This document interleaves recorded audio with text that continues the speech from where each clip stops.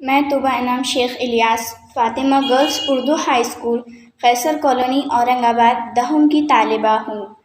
کتنی محبتوں سے پہلا سبق پڑھایا، کتنی محبتوں سے پہلا سبق پڑھایا، میں کچھ نہ جانتی تھی سب کچھ مجھے سکھایا، پہنچا دیا فلک تک استاد نے یہاں سے، پہنچا دیا فلک تک استاد نے یہاں سے، واقف نہ تھی ذرا بھی اتنے بڑے جہاں سے۔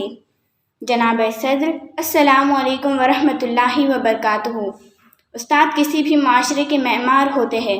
قوم میں نئی نسل میں اقدار و روایات جن اداروں کے ذریعے تشکیل کرتے ہیں، ان میں اساتذہ سر فہرست ہیں۔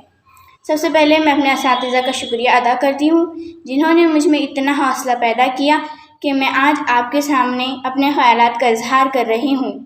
استاد کوئی بادشاہ تو نہیں ہوتا، لیکن بادشاہ انہی کی وجہ سے ہوتا ہے۔ استاد کوئی ڈاکٹر تو نہیں ہوتا، لیکن ڈاکٹر انہی کی وجہ سے ہوتا ہے۔ استاد کوئی انجینئر تو نہیں ہوتا، لیکن انجینئر انہی کی وجہ سے ہوتا ہے۔ استاد پتھر کو ہیرے میں بدلنے کی صلاحیت رکھتا ہے اور ہمیں راہ دکھاتا ہے ہم جب کھو جاتے ہیں، یہ ہمارا سہارا بنتے ہیں جب ہم کمزور پڑ جاتے ہیں، یہ ہمیں تھام لیتے ہیں جب ہم لڑکھڑانے لگتے ہیں۔ استاد روشنی کا مینار ہے۔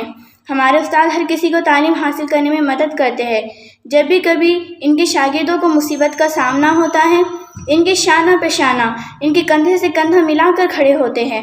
استاد ایک موم بتی کی طرح ہوتا ہے جو دوسروں کو روشنی دینے کے لیے خود مشقت کرتا ہے، جو دوسروں کو روشنی دینے کے لیے سب کچھ اپنے آپ پر سہتا ہے۔ آج ہم جو کچھ ہیں اپنے استاد کی وجہ سے ہیں۔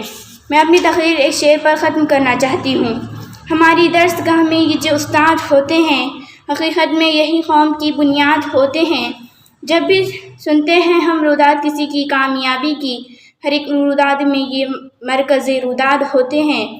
رکھتے ہیں شہر علم کی ہر راہ کو روشن، ہمیں منزل پر پہنچا کر یہ کتنے شاد ہوتے ہیں۔ اللہ حافظ، جزاک اللہ۔